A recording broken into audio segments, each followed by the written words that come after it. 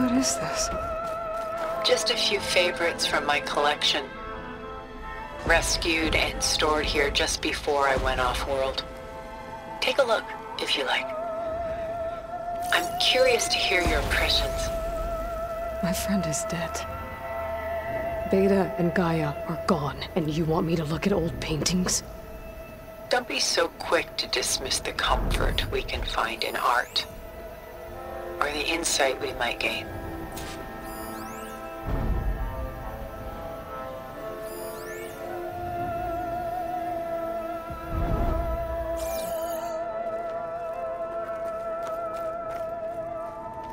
This is Rembrandt painting Jeremiah, a man in mourning. Mourning what? His home. The ancient city of Jerusalem. He foresaw its impending doom, but could do nothing to prevent it. So instead, he saved its treasures from destruction, just as I saved these works. You could say we're kindred spirits.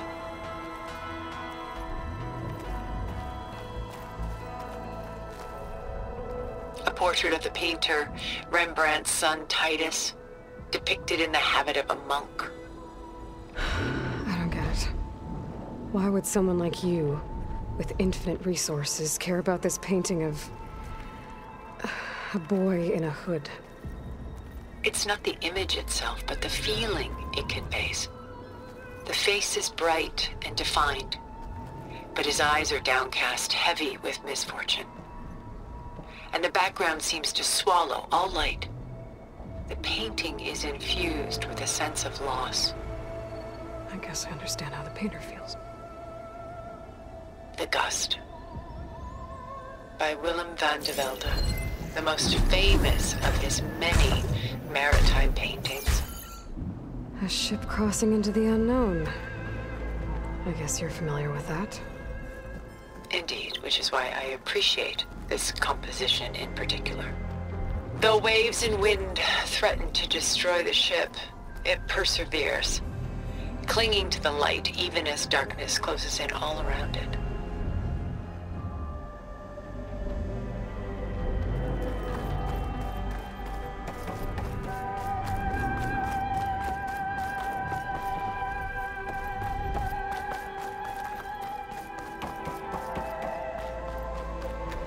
Done so soon? I've got more important things to worry about.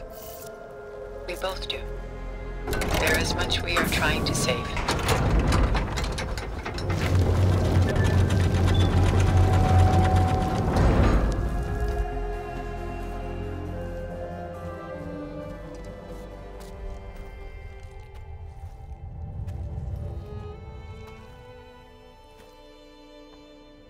There you are.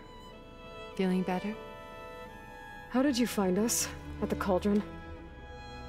And what did you do to everyone right before I passed out? All business, I see. Well, suffice it to say we were keeping a very close eye on Hephaestus, knowing we would need it at some point. Your ruse didn't fool us, and as for my little trick, it was an overload of the senses, accompanied by an energy discharge. Gerard and Eric were only momentarily disoriented due to their shields, but it rendered you unconscious while I got you out. Perhaps some breakfast might steady you a bit?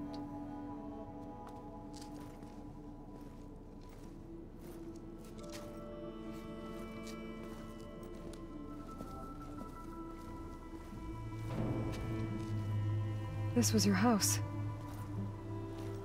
The one you recreated for Beta, in the data channel you shared.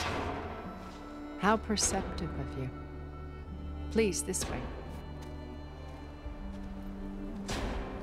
After everything your people have done, you think I'm just gonna sit down and have a chat with you?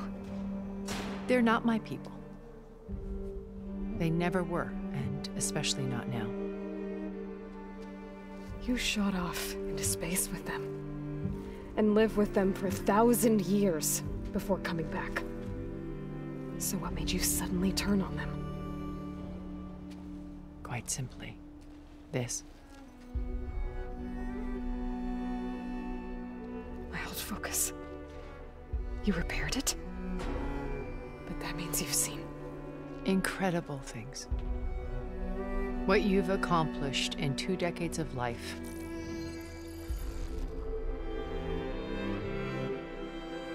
A 1,000 years at my back and I haven't even come close.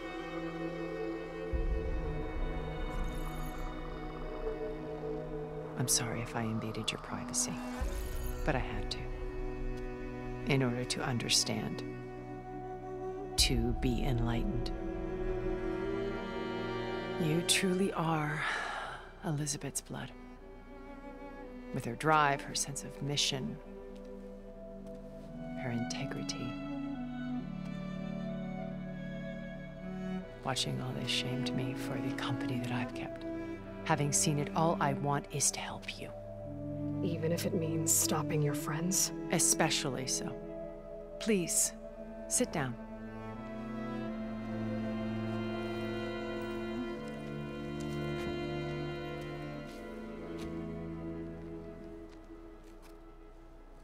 There. That's better. Now, we must recover Beta and Gaia at all costs.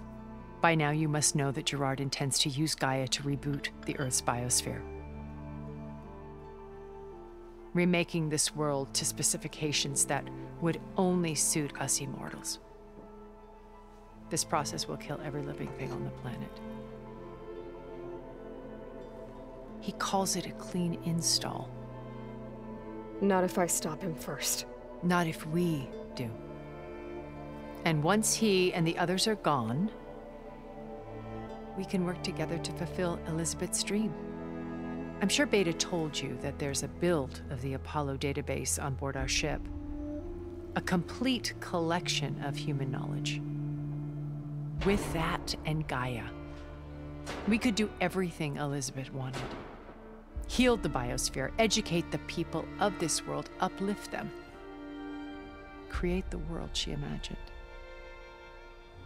Let's not get ahead of ourselves. From what I've seen, your friends are invincible. I do wish you would stop calling them my friends. And they're not invincible. In fact, a friend of yours has found a way to defeat them. Silence. Oh, he's been a busy bee, building an army powerful enough to crash through Gerard's precious base. Regala and her rebels. Even now, she's preparing a final march on the Tenakth capital. When she wins, she'll have the entire tribe under her control. Hundreds of warriors and machines to throw at the base. She's been duped. They'll all perish, of course. But it should be enough to break Gerard's defenses and allow Silence to kill him. Along with all the others. Using the new weapon he's developed. Yes, he's found a way to circumvent our shields. Truly an exceptional man. He's planned for everything. Except you and me. You see, while his army is battering down Gerard's doors, you and I will sneak in through a back way. One that only I know about. While Silence and my friends are busy battling each other, we'll take back Beta and Gaia. I told you I want to help you. I mean it.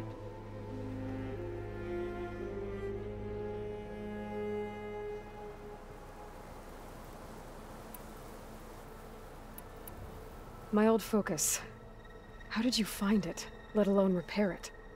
When we encountered you at the Hades Proving Lab, Gerard saw you as a redundancy. I knew better. You were a revelation. After your dramatic escape, bravo, by the way. Gerard and Eric assumed you were dead and gave up the hunt. I wasn't so sure. When the others were busy, I returned to the lab and searched for any trace of you. That's when I found this little treasure. Not easy to repair, but certainly worth the effort. As I watched your life unfold, you were like a splash of color on a worn canvas. What Liz was, and more. Did you show it to the others? Of course not. It was your actions that inspired me to defy them. It's worth noting that if I hadn't found it and watched its contents, I wouldn't have known to save you at the cauldron. you'd be dead, So I should be grateful. if you like.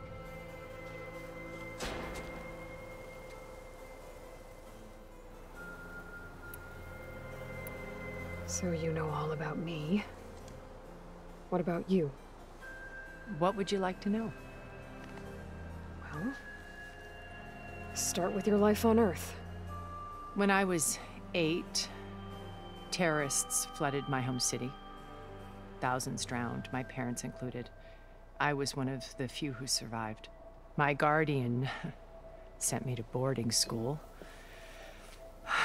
Among my peers, I was the strange girl, the orphan to be avoided. All because of circumstances beyond my control. Oh. So we're a lot alike, huh? Aren't we? You were an outcast. But you didn't let that stop you from getting what you needed. Neither did I. I climbed my way out of desolation and used my wits to build a fortune.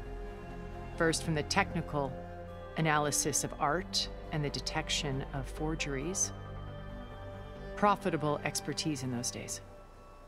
But as it turned out, the software I developed was even more useful for counterintelligence.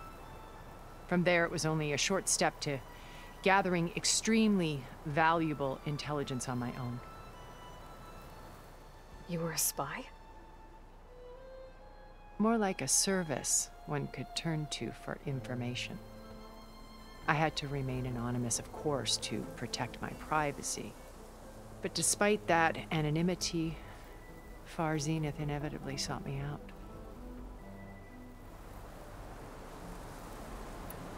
What happened when Far Zenith approached you? They painted an irresistible vision of humanity's future. One where we need not fear illness or death, where we explored the furthest reaches of the stars and thrived. It was only later that I realized that they only intended to bequeath this future to the rich and powerful. By the time I finally figured it out, the walls were closing in, Pharaoh's machines were devouring the earth. So I accepted Far Zenith's invitation to a berth on the Odyssey. I wanted Liz to come, but she had nobler plans, as you well know.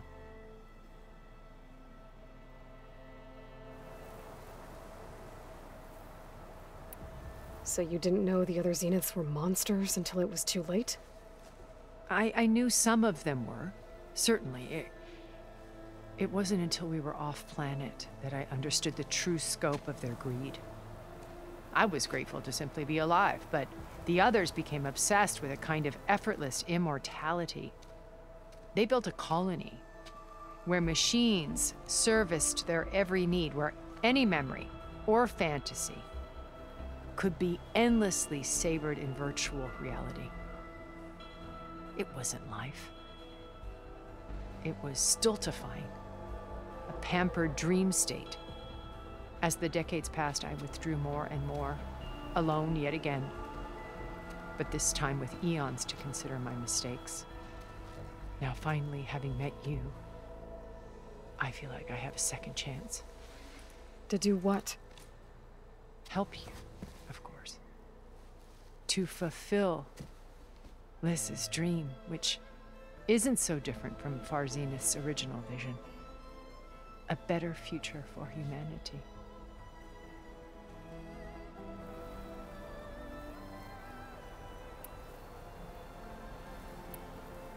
So you knew Elizabeth. What was she like? Liz was everything she was. I see in you. And more. Your ingenuity, your determination, your moral compass. You've managed to distill her greatest qualities and make them your own. I'm not asking about me. Tell me about Elizabeth. What was she really like? The honest answer is that I don't actually know. For all the time that I spent with her, she always kept a part of herself locked away. It was like that from the moment we met.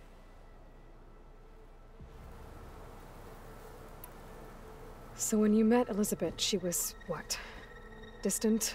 Aloof? Not aloof. Not exactly. It was a summit in Paris about machine learning, a touchy subject in those days, because regulatory authorities were just starting to clamp down on AIs. Liz gave the keynote address. She had already achieved great renown for her work in automated environmental reclamation. But in her address, she was just starting to imagine the next step.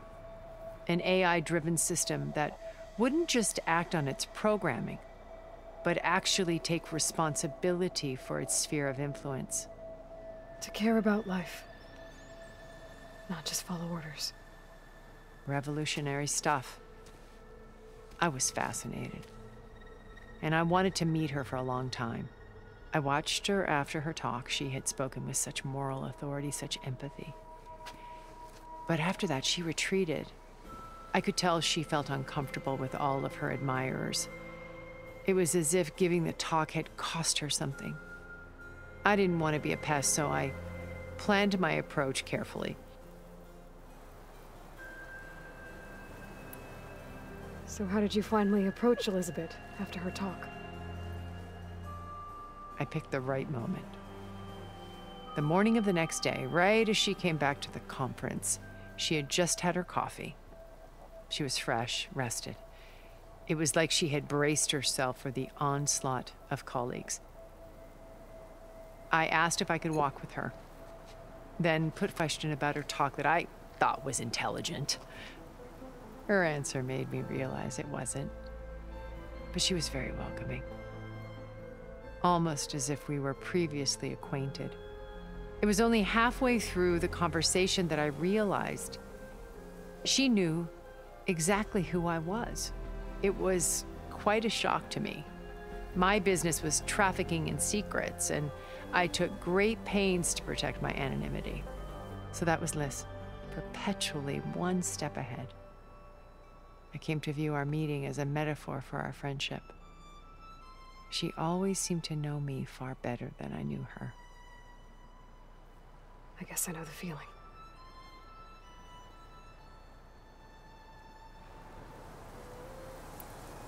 How do you know about Silence's plan? He isn't the only one adept at spyware. You hacked his focus? No, he's too careful for that. But his subordinates? Not so much. He gave additional focuses to the tribals he branded the Sons of Prometheus. By tapping them, I learned about most of his dealings. The distribution of override technology, the arming of Tanakh rebels, and the secret pact with Regala to attack Gerard's base. But how did he come up with a weapon that can take down your shields?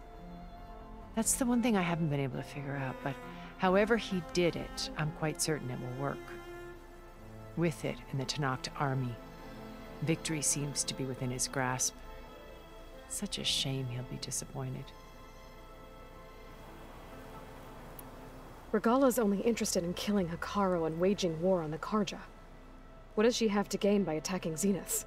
It's the price she must pay for her war. Without the ability to override machines, her little rebellion would have languished in the desert. So she trades with the Sons of Prometheus. Machines to help her overthrow Hekarro. In exchange for an assault on the base. Pride has deluded her into thinking she can actually survive such a battle. And all without ever knowing who the Sons of Prometheus really answer to. Yet for all of Silence's brilliance, still he underestimates you. That blind spot is what will allow us to take Beta and Gaia right out from under him. While hundreds of Tanakh are cut down outside. Beta told me your colony was destroyed. That you came back to Earth because you had nowhere else to go. It's true. After we reached our destination, a planet in the Sirius star system, we spent decades building a new home. The physical constraints of Earth, the boundaries of mortality, gone. To think of what we could have done with it. It might have been a utopia. Instead, we stagnated, absorbed in effortless comforts and virtual realities. It took a cataclysm to finally yank us out of our stupor. What happened? A massive geological event. We knew of instabilities in the planet core, but we underestimated them. By the time the collapse was upon us, it was too late to stop it. Only a few of us made it to the ship in time. We set course for Earth, the only safe harbor left to us. Which you decided to make unsafe for anyone else. Not me. Gerard.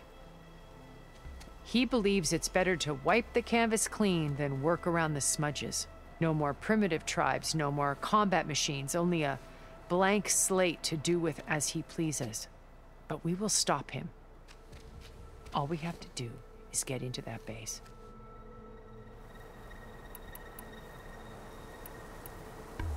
What exactly is your plan to sneak into the Zenith base? We will make use of a lesson I learned from an early age. Always know your exits. In this case, a place where Gerard's new construction meets the ancient foundation, a passage that only I can access. When Silence flings his army at the base, we will enter through this back door, bypassing most of the fighting. The distraction will provide us with a window in which to rescue Beta and Gaia.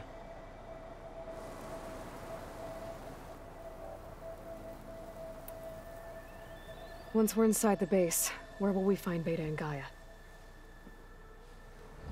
Here in the command center. By then, Gaia will have been reunited with all of its subordinate functions, including Hephaestus. What about the alpha build of Apollo on your ship? A simple matter of recovery once the others have been dealt with. With that in hand, we'll have everything we need to make this world as it should be.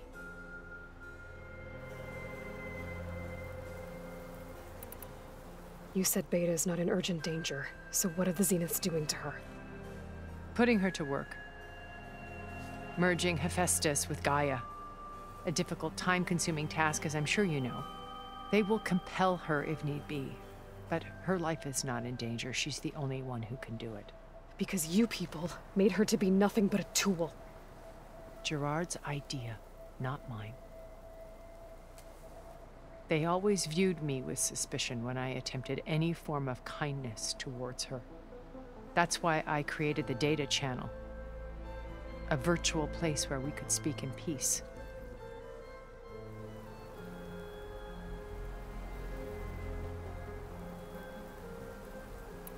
So this channel you shared with Beta, none of the other Zeniths ever found out about it. Gerard believes he's the most cunning of all of us. Even after 1,000 years, he still can't imagine that I would outwit him. The channel allowed me to interact with Beta away from their mistrustful eyes. It offered us a chance to be ourselves. Until you cut off all contact. Yes, though it pained me. I was worried that our meetings would do her more harm than good. Well, she felt like you tossed her aside. I was afraid the others would find out and punish her. She may not have had the comforts of friendship anymore, but at least I ensured she was safe. I know it seems harsh, but you must believe that her well-being has always been paramount to me.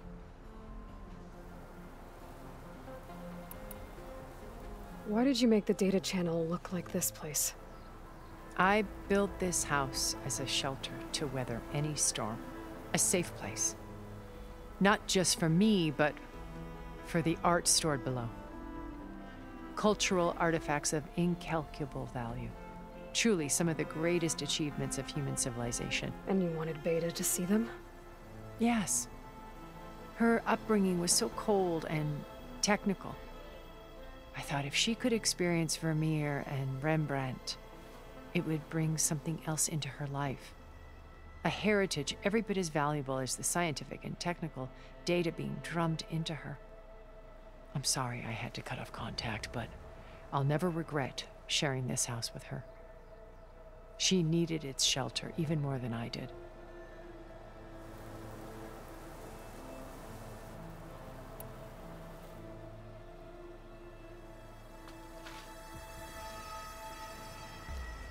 First Varl. Now Hikaru and the Tenakth. Your plan would wipe out an entire tribe. There has to be another way. We are in an admittedly desperate situation, but I assure you there isn't. Remember Zero Dawn. Elizabeth's sacrifice. Sometimes many have to die for a new world to grow. If it looks impossible, look deeper. Wait. The data channel. It still exists, doesn't it? I need you to open it. Let me talk to Beta. Impossible. We might be detected. It's worth the risk. There is another way, one where the Tenakth survive. But we won't. If the others... If you want to help, open it.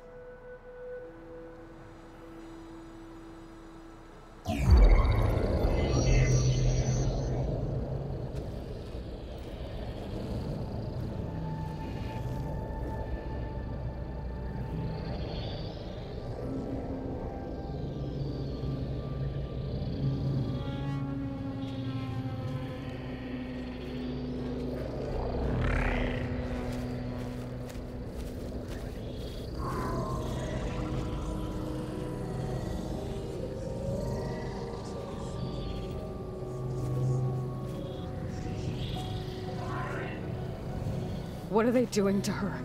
Virtual reality dissociation. The manual merge of Hephaestus will take hours upon hours of tedious micromanagement.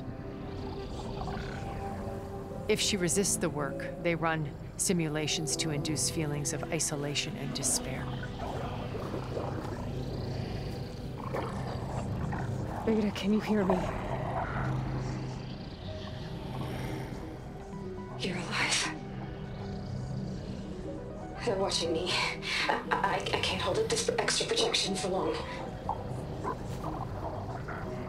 You should have killed me. No. No, look at me. I'm coming for you. I promise. Okay? I just need you to hold out a little while longer and work on the merge.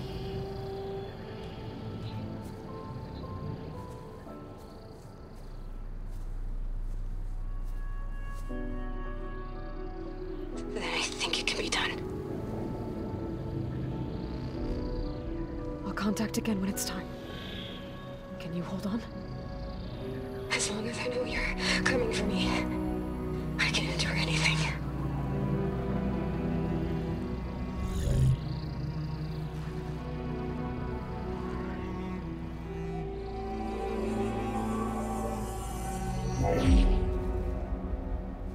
All right. I did as you asked. Now I think you need to tell me what you're planning. I'm going to take Sylens' army away. I don't need it. Only the weapon he made to penetrate your shields. And how do you propose to get it? Ask him nicely? Without Regala and her rebels, he won't have a choice. We'll be his only option. Only option for what? What did you tell her? That is between me and my sister. Will be Sylens' only option for crashing that base. I'll tell you the rest later. But first, there are a couple of things I have to do. Oh. And what are those? Lay my friend to rest. And then I'm going to use the override that Beta gave me at Gemini to put an end to Regala's rebellion. From the air. Wait. Since you insist on doing things your way, I know of something that will truly help you make a grand entrance with the Tenakth. The ancient Horus Titans still possess electromagnetic energy cells as part of their arsenal. Drop one of those on Regala's army and they'll receive quite a surprise.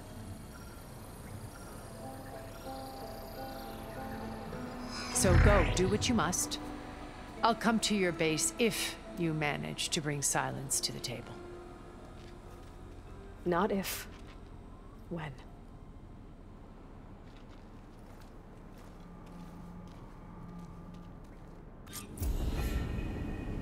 Erend, are you there? Aloy! Aloy, is that really you? Yeah, it's me. Where's everyone else? We're all... we're back at base. What happened? It might be easier to explain in person. I'll try to join you there when I can. Okay. We'll wait here for you. It's good to hear your voice, Aloy.